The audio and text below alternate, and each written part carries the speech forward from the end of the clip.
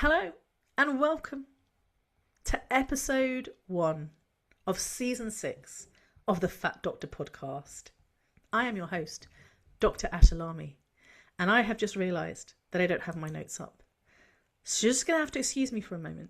I'm not going to press stop and press record again. I want you to know that I am still as disorganised as ever.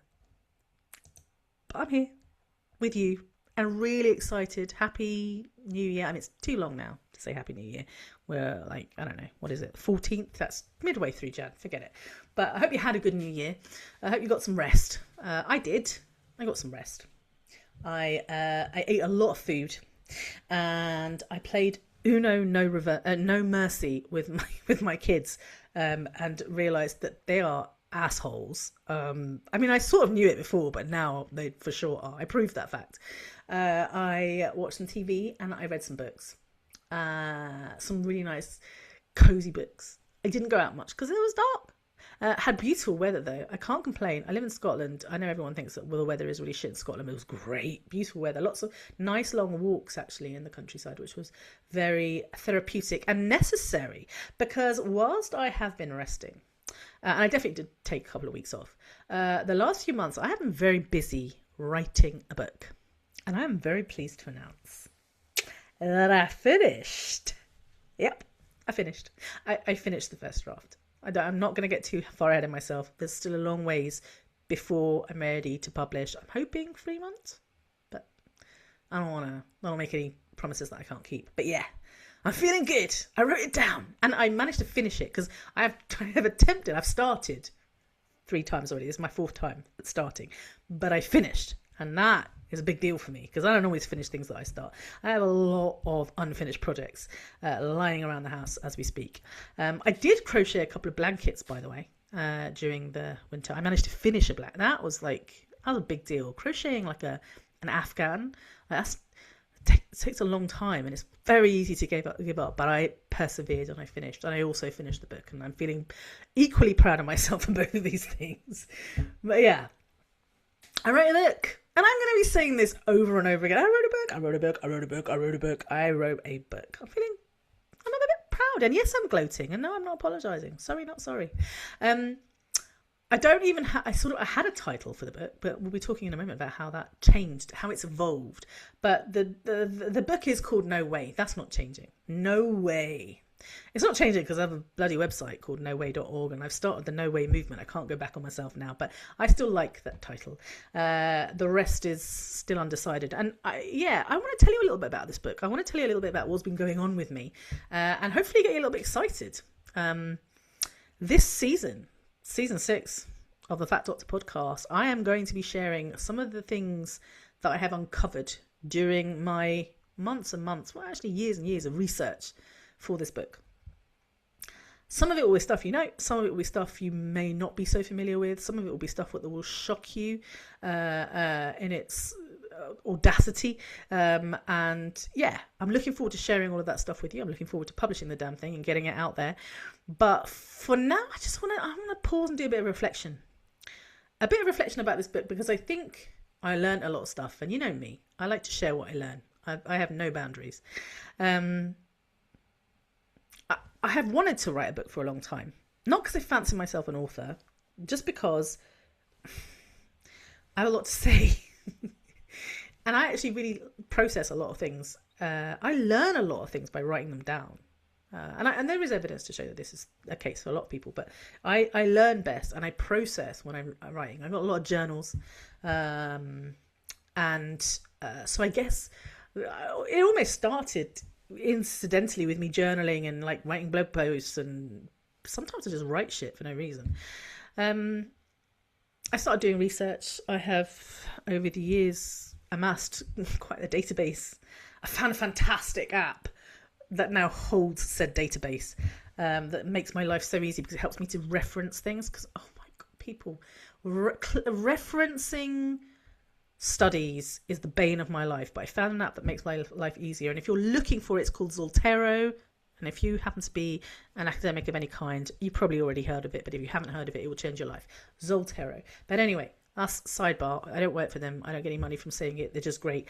I have amassed quite a database. And, you know, when you like learn a lot of stuff, you want to share that information. And so that's why I started writing the book. You all probably know me by now, and you don't need me to tell you that once upon a time, I was the kind of doctor who told people to lose weight for their health because I believed it. That was what I'd been told my whole life and my whole career. But the thing is, not only am I a doctor, and being a doctor for the longest part of my life was a big part of my identity, right? It's who I was, how I identified. It was even in the name. Like, my title is doctor. Not everybody says that, right? A lot of people have a profession, but my profession is literally my title. I write it down all the time. It's there. It's on my credit card, you know, Dr. Ashalami. And so it was part of my identity, but at the same time, I'm a fat person. The problem is those two things do not coexist very well. Doctors do very bad things to fat people. Fat people do not trust doctors. I, this fat person, never trusted doctors to look after me. I was scared of them. I still am to some degree. I still find myself turning into a very young, vulnerable version of myself whenever I'm sat in front of a doctor, no matter who they are. I have never been able to get over that. If you know how to do that, please let me know, because I've never managed. Even though I am a doctor. So I figure if it's hard for me, I cannot imagine what it's like for everybody else. Even though I have multiple privileges, even though I'm a small fat, even though I, you know, like I said, I have the name, the privileges in the title, for goodness sake. I still feel really small, really vulnerable. And I've also been harmed by doctors repeatedly, traumatized, in fact, repeatedly. Just the other week, I had an experience with a doctor. I was like, oh, this is shit. And I thought I could do better, but I clearly can't, because I just sat there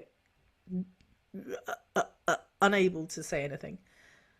You know, just wanting to cry. And generally when I feel like I want to cry, it's because I feel very young and vulnerable. You know, the healthy, centered, adult kind of version of me, part of me, was nowhere to be found. So yeah, there's always been, for the last few years, ever since I first discovered that, you know, weight loss wasn't good for your health, and that weight stigma was a real problem, and that diets didn't work, and all this stuff that I didn't know for the longest time.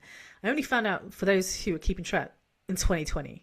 During the COVID pandemic, never heard of it until then. So this is all very new to me. But from the moment I found out, there was like two parts of me were at war with each other. It's meant that I've not been able to continue in clinical practice. Like, I cannot work as a doctor in a system that harms not just fat people, but all sorts of marginalised people the way that we do. It's not possible for me to do that anymore. It's not good for my mental health, and I don't have the stomach for it. So I guess this book was my way of working out the conflict, maybe. But something became very apparent, especially more recently, especially as I'm starting to edit this book. It's not what I thought it was going to be. I started out thinking, I am going to expose all the lies that we've been told about weight loss. And I think to a degree I've done that. You know, I took each lie and I went, that's a lie, and I'm going to prove it, and I'm going to bring receipts. And I did. And that's good. But I realised actually that I did more than that, or that I'm supposed to do more than that. That there are lots of books out there that talk about how, you know, weight science is bullshit, and there are much cleverer, much, you know, more experienced people than me that have been talking about it for years and years and years before I even came along. So I don't need to add another book that's just like those other books. To, you know, I'm not writing a book for the sake of writing a book, is what I'm trying to say. But one of the things that I realized as I was writing this book, what I realized, and this is the bit that I need to be really open and honest about, is that I was centering myself for a lot of the time. I was centering my journey as a doctor. I was centering my credibility as a doctor. I was centering my professional self-reflections as a doctor. I wasn't really centering the fat patient, let alone all the other fat patients. Even when I was centering myself, which, I would love to say that I don't center myself, but I think we all do to some degree. Even when I was centering myself, I was centering Dr. Asher, not fat patient Asher. And I realized I got to stop doing that. I really got to stop doing that. This is a book for fat people, about fat people, written by a fat person who just happens to be a doctor. This is not a book for thin people. This is not a book about thin people. It is not written by a thin person. It has really nothing to do with thin people, if I'm honest. This is a book for fat people, about fat people. And if I'm going to write a book for fat people and about fat people, the last thing I want to do is center doctors. I have to stop performing for doctors. Instead, I should be empowering my fat readers, right? I've got to stop trying to defend myself, my work, the evidence to my colleagues. I've got to start, and it's just so easy to fall into that trap. I'm defending it.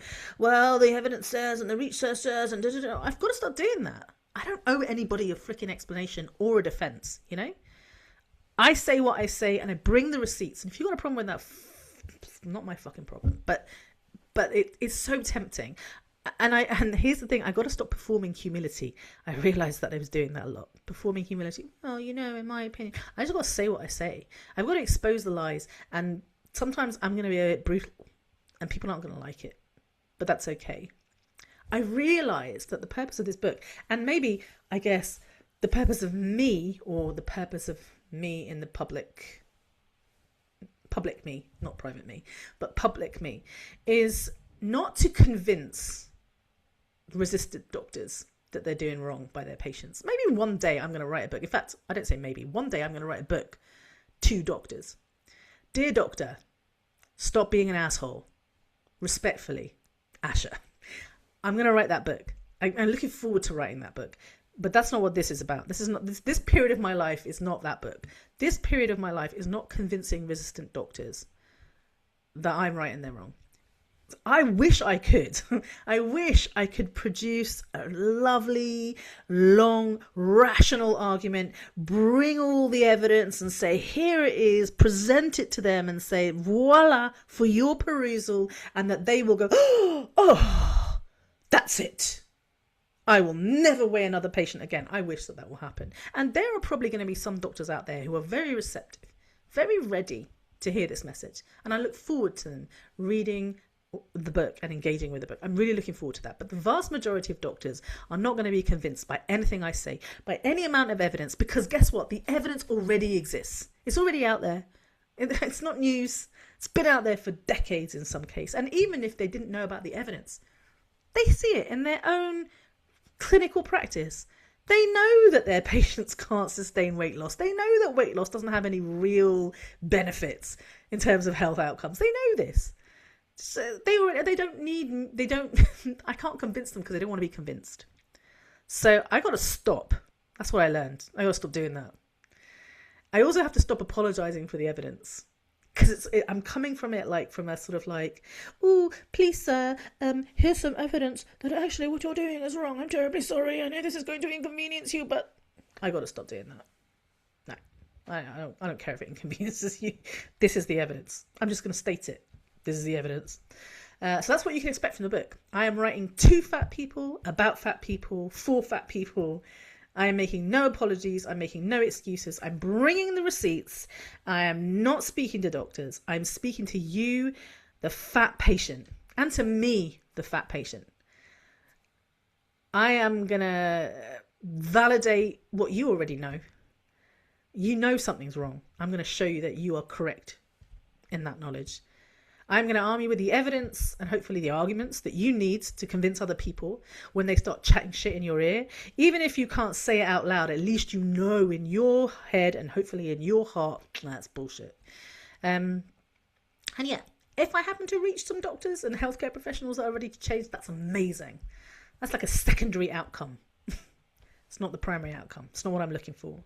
And that has been a real revelation to me, not just in terms of writing this book, but more in terms of me, the evolution of me, the public me, Asher the fat doctor, not Asher the person, Lots of changes and revelations for Asha, the private person, as well, but you don't get to find out any of those because that's none of your business.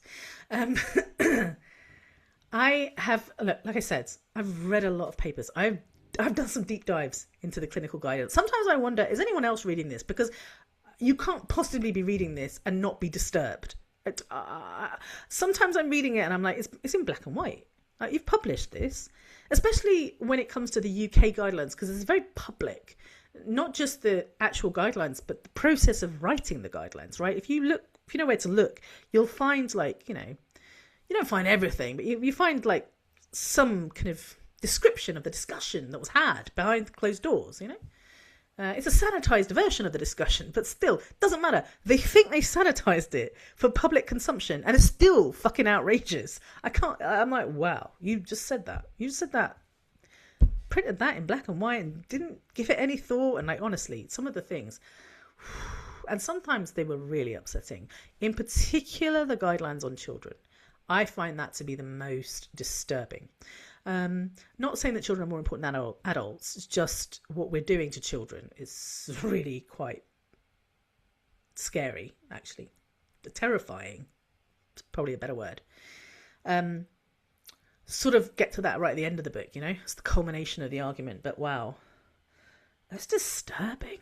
There were moments, and I'm going to thank publicly now, I won't name you by names, but you know who you are. The people who've had to listen to my rants, my voice notes, who were there with me as I was like, you won't believe what I just found out. You know who you are.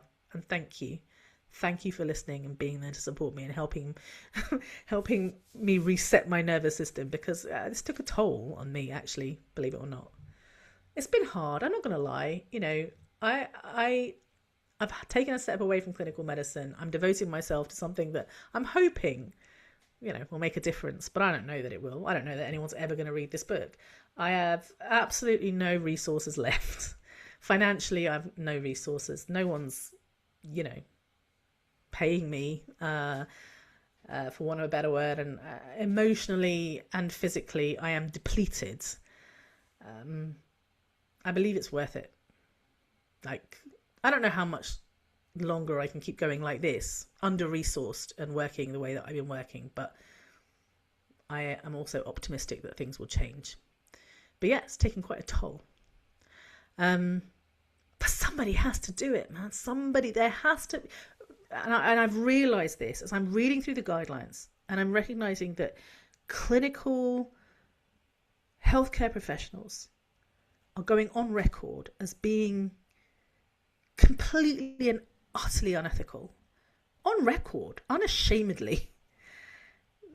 The system is so fucking corrupt that the things that we're willing to tolerate, the things that we're ignoring, the things that we're doing, it's not misinformation, it's disinformation, it's deliberate. We've got no evidence that this works, but we're recommending it anyway, and we're doing it over and over again. That level of corruption, for want of a better, not want of a better word, it's corruption, that level of corruption that has become industry standard. Let's face it, that's just what it's like. Every guideline I pick up is exactly the same. That level of corruption, to me, it part of me thinks burn it all down. Another part of me thinks, God, there must be something in there that we can salvage. Burning it all down feels risky.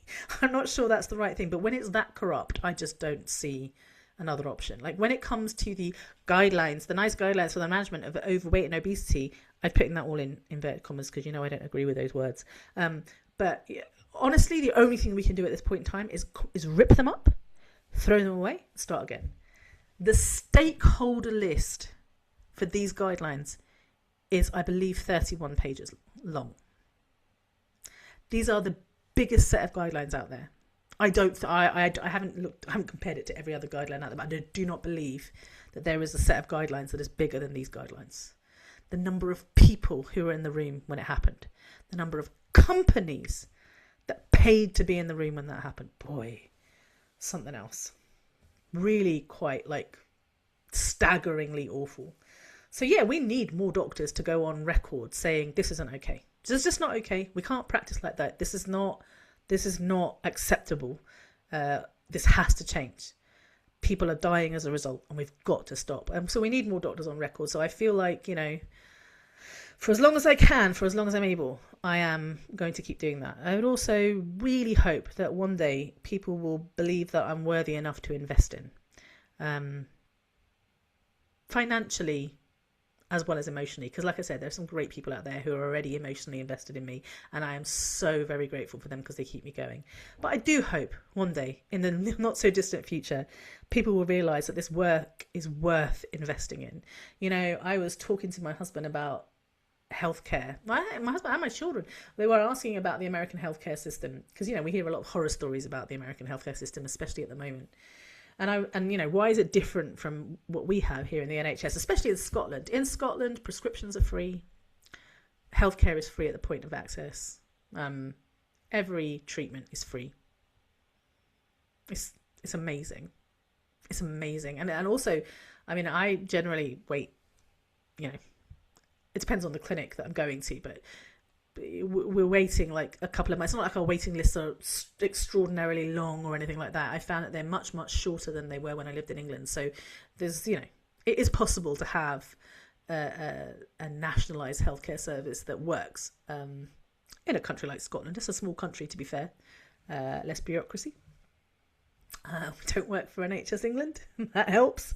We have our own little NHS, which is probably why it's working so well. But yeah, it's not perfect. But the kids were asking like, what's the difference between the Scottish healthcare system and the US? And I said, if I had to distill it into one sentence, it's that in America, people are asking, how can we profit from healthcare?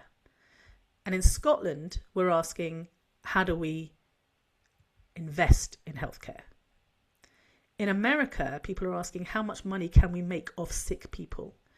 And in Scotland, we're asking, what's the minimum amount of money that we can spend on sick people? Because we don't want to spend more money than we have to. And so we're constantly trying not to spend money. And sometimes we're scrimping and saving, and people are being punished. It's not a perfect system. But in America, we're asking, how do we profit from sick people? And that, on a fundamental kind of just in terms of my basic intuition, my whole body rebels at the thought of profiting off sick people. So I can't profit off sick people. That would just be 100% wrong.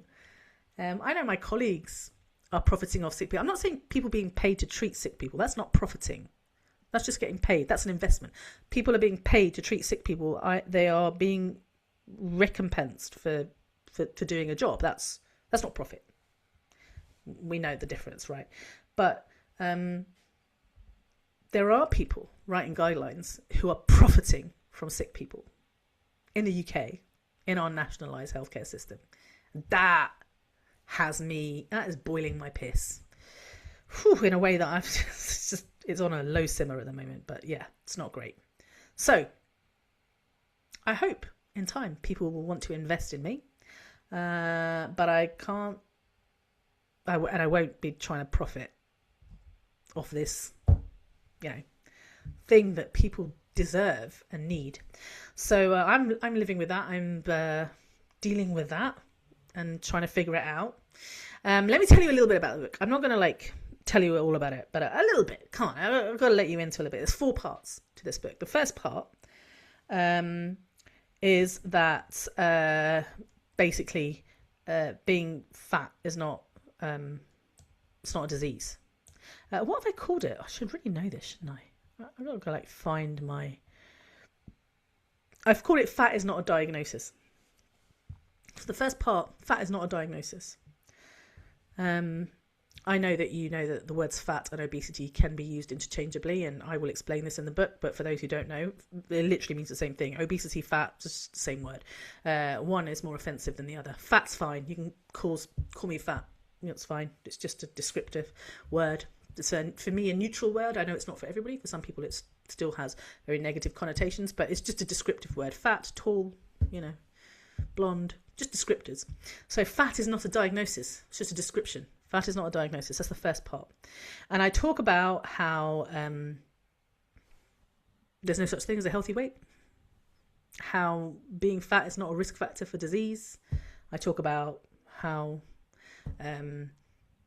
what you eat doesn't control how much you weigh, and explore a lot of the kind of the lies and what's the word I'm looking for? False beliefs, false promises, probably, about how what you consume, and how that impacts your weight and your health. I talk about that. Talk about adaptive thermogenesis and increased appetite, which if you don't know what that is, you will soon. Basically, weight loss is not sustainable. I demolish the eat less and exercise more argument. That's part one. Part two, the treatment is the problem. People will tell you that being fat is a problem and treatment is to lose weight. The treatment, weight loss, is the actual problem. And in part two, I talk about weight stigma. I talk about weight cycling. I talk about the numerous harms, side effects, risks from going on a diet, from losing weight, especially intense weight loss. I talk about how all of these things, I talk about eating disorders. Did I mention eating disorders? I don't know if I already said that. I talk about all of these things, and I talk about how all of these things actually are just as likely to be responsible for the increased incidence of, whatever medical condition, insert medical condition here, that we see in fat people, just as likely to be responsible than the fat itself. I make an argument that actually the treatment is the problem, and that, in a chicken and egg situation, I figured out which one is the egg and which one is the chicken. Although that doesn't make sense, because the whole point of a chicken and egg situation, actually, that's wrong. Never mind. You know what I'm saying. I'm just going to stop. Part three. Part three. The cure doesn't work.